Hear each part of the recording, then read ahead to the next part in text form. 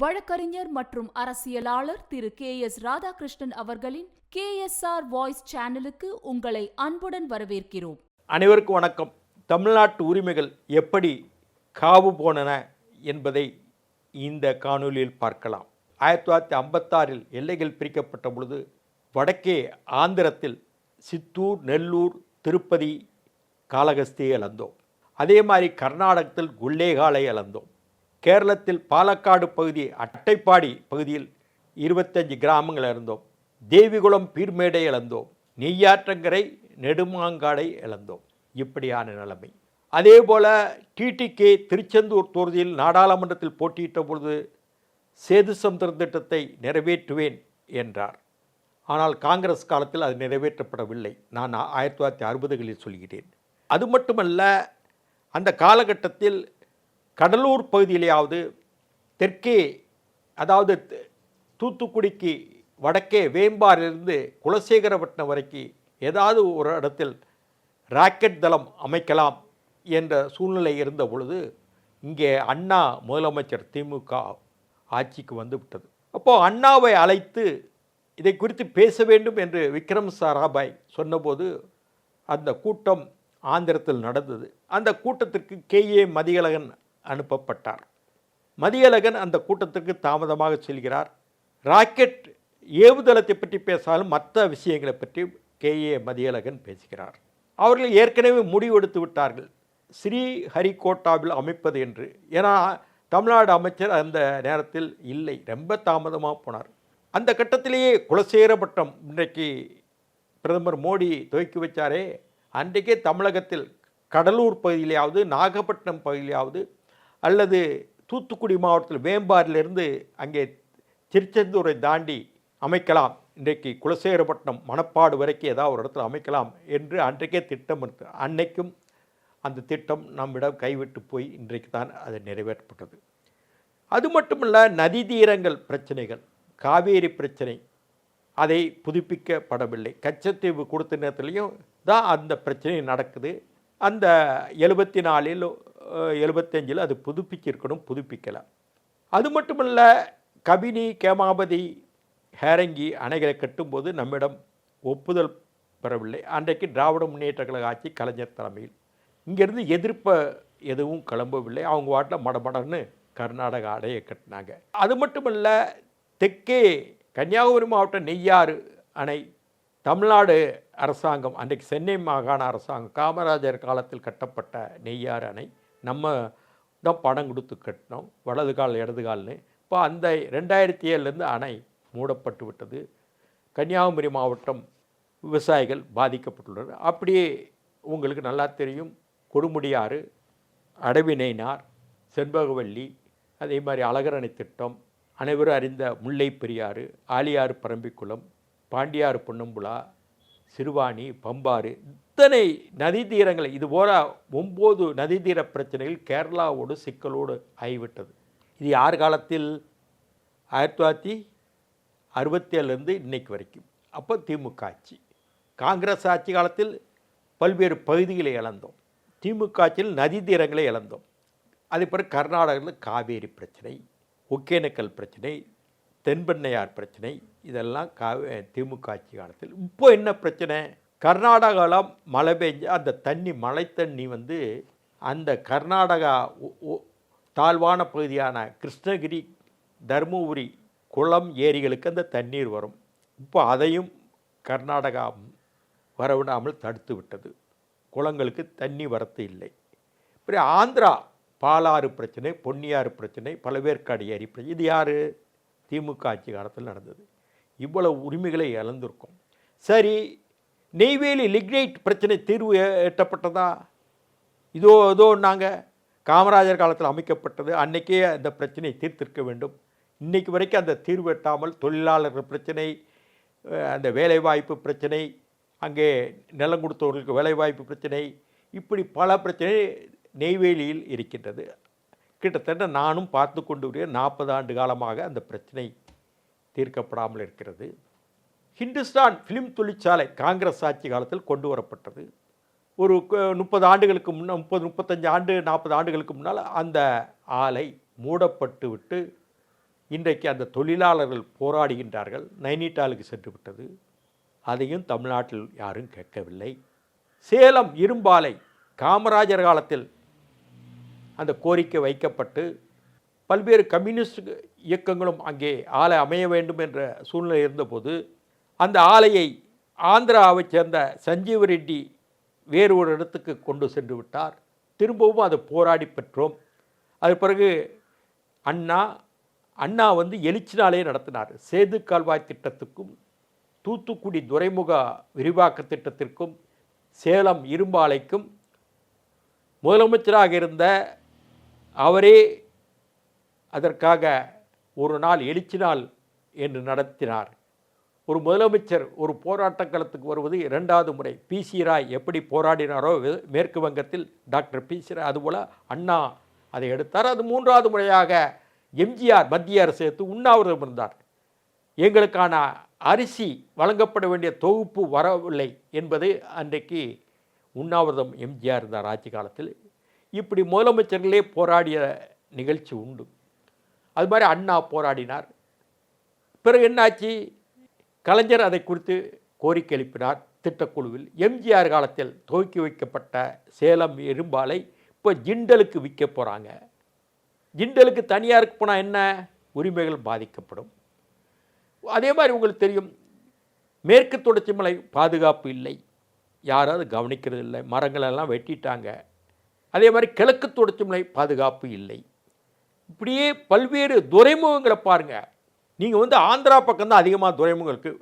TR Balu கூட அந்த surface transport minister துறைமுகத்துறை அமைச்சராக இருந்தார்.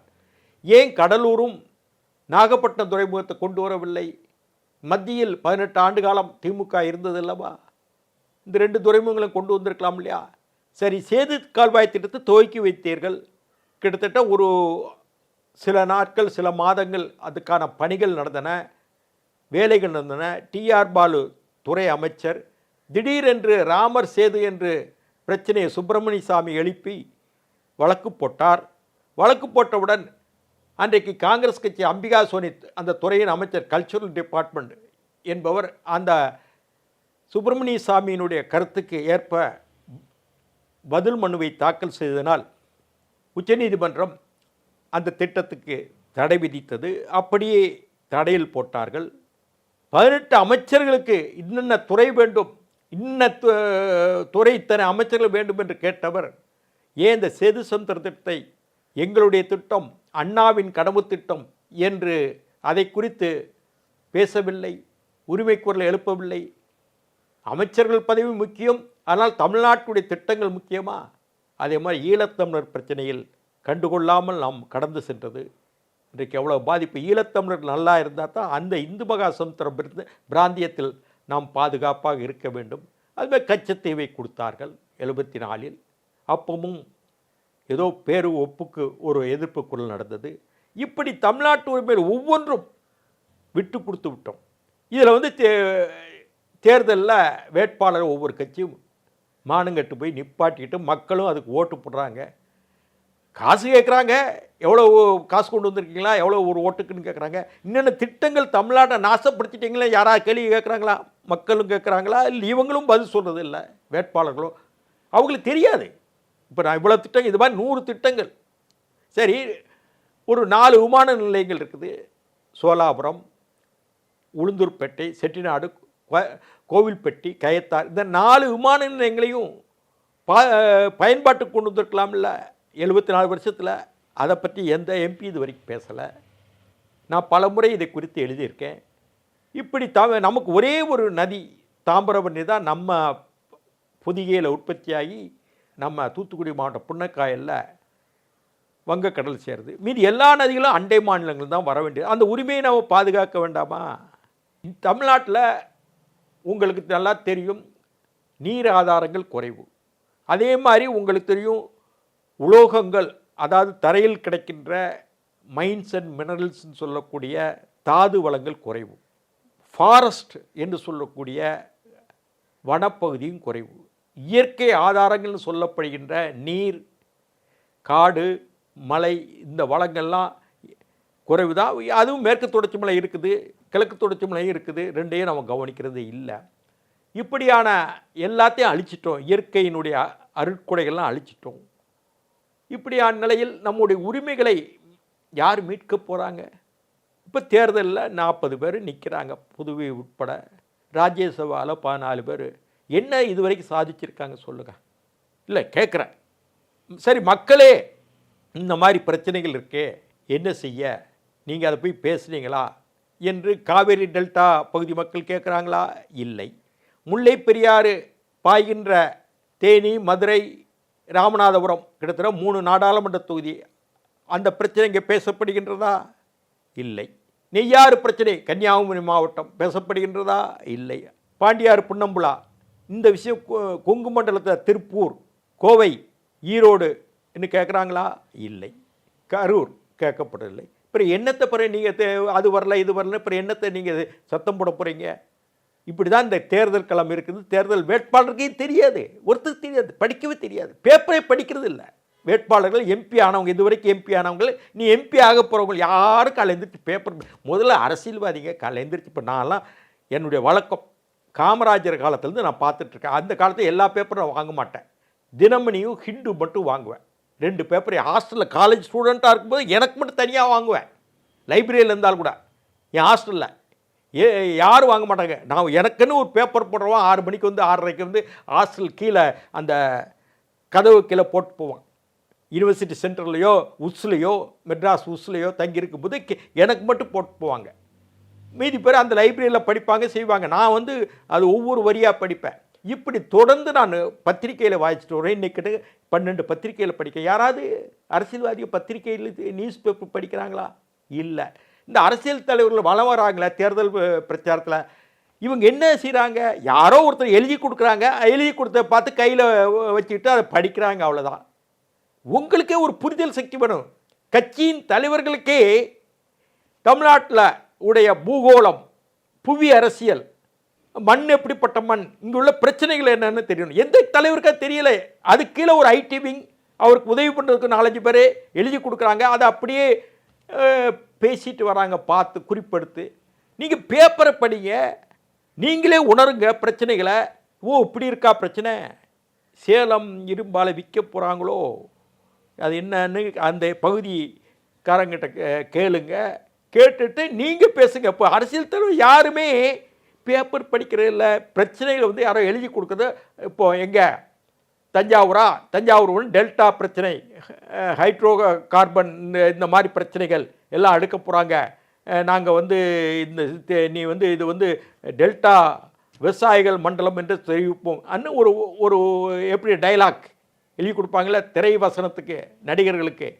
சிவாஜி கணேசன் ஏற்ற இறக்கமாக பேசுவார். அப்படி தான் இன்றைக்கி வந்து தலைவர்கள் பேசிட்டு வராங்க. யாருக்கும் தமிழ்நாடை பற்றி புவியியலும் தெரியலை, தமிழ்நாடு மேப்பு எங்கே இருக்குன்னு தெரியலை. இப்படியான ஒரு புரிதலற்ற தலைவர்கள் தமிழ்நாட்டு அரசியல் கட்சி தலைவர்கள்.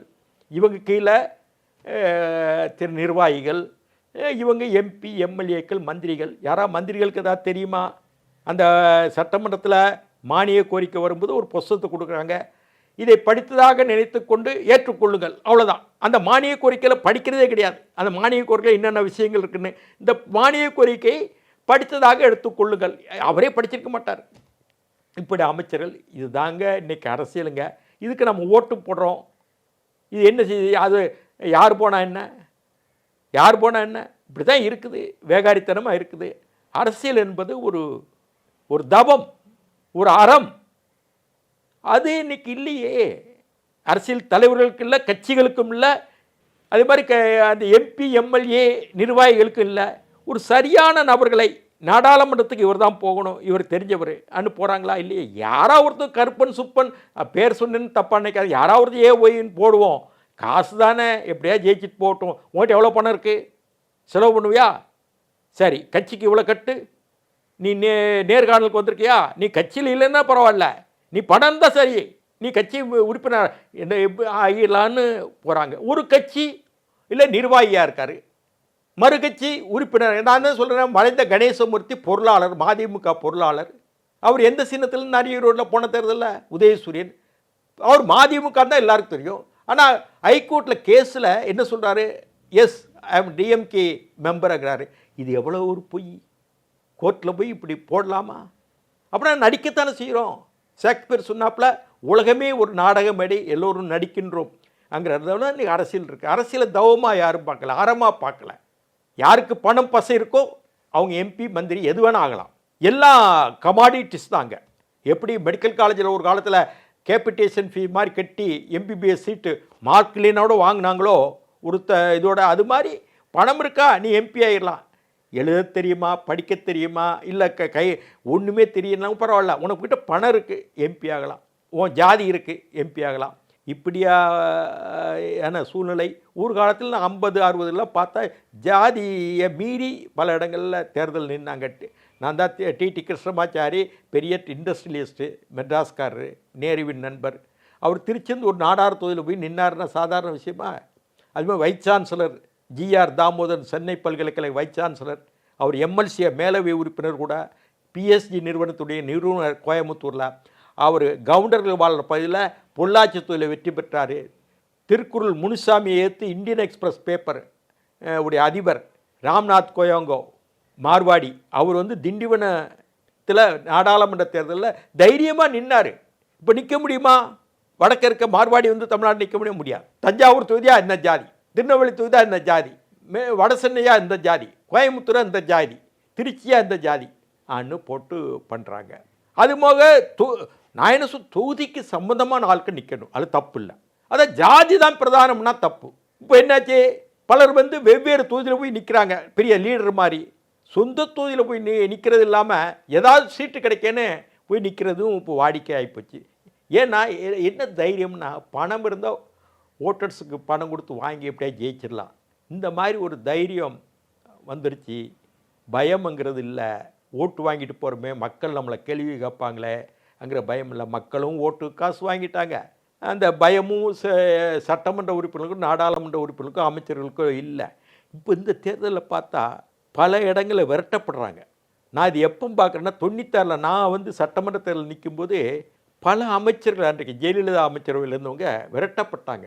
நாவலர் எவ்வளோ பெரிய தலைவர், நாவலர் நெடுஞ்செழியன் திண்டுக்கல் மாவட்டத்தில் ஆத்தூர் தொகுதி, அது ஒரு தொகுதி, அங்கேருந்து விரட்டப்பட்டார். அந்த தொகுதியில் ஓட்டு கேட்கவே அவர் போக முடியலை, நாவலர் நெடுஞ்செழியன். இப்படியான நிலை இந்த தேர்தலில் வந்திருக்கு, அந்த எழுச்சி வந்திருக்கு. அது திமுக தோழமை கட்சிகள் தான் அதிகமாக இருக்குது. அப்படி பார்க்கும்போதே என்னாச்சு, கன்னியாகுமரியில் நேற்று கூட போராட்டம் நடந்திருக்கு, தண்ணி எங்களுக்கு கொடுக்கலன்னு. அதே மாதிரி கனிமொழியை ஏற்று கேள்வி கேட்டாங்க. தென்காசியில் திமுக வேட்பாளர் எடுத்து கேட்டிருக்காங்க. அதே மாதிரி விருதுநகர் தொகுதியில் இப்படியே வந்தான்னா பாலு, டிஆர் பாலு தொகுதி, இப்படி வரிசையாக பல தொகுதிகளில் இப்படி ஆயிருக்கு. அதே மாதிரி உங்களுக்கு சிவகங்கை தொகுதியில் சிதம்பரத்துடைய பையன்கிட்ட கேட்டிருக்காங்க, சிதம்பரத்திலே விரட்டி அனுப்பியிருக்காங்க. கனிமொழி, சிதம்பரம், டிஆர் பாலுவை விரட்டப்பட்டிருக்காங்க. இதெல்லாம் ஓரளவு ஒரு விழிப்புணர்வு மக்கள் மத்தியில் வந்திருக்கு ஆளுங்கட்சிக்காரங்களை என்று ஒரு பக்கம் ஒரு ஆறுதலாக இருந்தாலும் கூட ஓட்டுக்கு காசு வாங்க அதுக்கு தயவுசெய்து. எப்போ பாருங்கள், ஒரு ஓட்டுக்கு வாங்க போகிறது அதிகபட்சம் இடைத்தேர்தலில் 2000 கொடுக்காங்க, பொது தேர்தல்னால் 500லேருந்து 1000 கொடுக்குறாங்க. நீங்கள் அந்த 2000 1000 வச்சுட்டு உங்கள் 5 வருஷம் வாழ்ந்துட முடியுமா வாக்காளர்கள்? அது ஒரு நாள் செலவு கூட ஆகாது. ஒரு மட்டன் எடுத்தாலோ, அரிசி வாங்கினாலோ, வேறு ஏதாவது விருப்பப்பட்டு பொருள் வாங்கினாலோ அன்றைக்கே 1000 ரூபா காணாது. அதுக்கு மேலே கையிலேருந்து தான் செலவு பண்ணணும். இந்த 1000 ரூபாய்க்கு நீங்கள் போய் ஓட்டு போட்டிங்கன்னா அது கற்பு தானே, கற்பு மனசாட்சிக்கு உட்பட்டது தானே, அது ஒரு சுயமரியாதை தானே. அது விற்றா என்ன அர்த்தம்? அதை நீங்கள் மூலம் கவனிக்கணும். மக்கள் சரி இருந்தால் தான் மற்றதெல்லாம் நாங்கள். மக்களே சரியில்லாத போது குடிகள் இருந்தால் தானே மன்னர்கள் பயப்படுவாங்க. மன்னர்களுக்கு பயம் விட்டு போச்சு. எப்படியா மக்களை ஓட்டு விற்பனைக்கு இருப்பாங்க, நம்ம கொடுத்து வாங்கிடலான்னு. இந்த தேர்தலில் அது ஒரு முக்கியமான விஷயமாக பல ஆளுங்கட்சிக்காரர்கள் விரட்டப்பட்டிருக்காங்க. டெய்லி பத்திரிக்கையில் செய்தி வருது, இந்த தொழில் விரட்டினாங்க, அந்த தொழில் விரட்ட சிதம்பரத்தையே விரட்டிருக்காங்க. 2-3 தடவை நானே செய்தி படித்தேன். கனிமொழியை எடுத்து கேள்வி கேட்குறாங்க, டிஆர் பாலை எடுத்து கேள்வி கேட்குறாங்க. இது கேட்க வேண்டியதான், இது தப்பே இல்லை, மக்களுக்கு அந்த உரிமை இருக்குது என்பதை சொல்லிக்கொண்டு இந்த தேர்தல் களம் நியாயங்களாக இருக்க வேண்டும். நியாயங்கள் ராஜபாணியாகிட்டால் நாடுதான் கெட்டுப்போகும் என்று மக்கள் உணர வேண்டும். நன்றி, வணக்கம். சுவாரஸ்யமான பல அரசியல் தகவல்களுக்கு இணைந்திருங்கள் KSR வாய்ஸ் சேனலோடு. நன்றி, வணக்கம். KSR வாய்ஸை சப்ஸ்கிரைப் செய்யாதவர்கள் உடனடியாக சப்ஸ்கிரைப் செய்யுங்கள். அருகில் இருக்கும் பெல் பட்டனையும் கிளிக் செய்யுங்கள். நாங்கள் போடும் வீடியோக்கள் உங்களுக்கு உடனுக்குடன் வந்து சேரும்.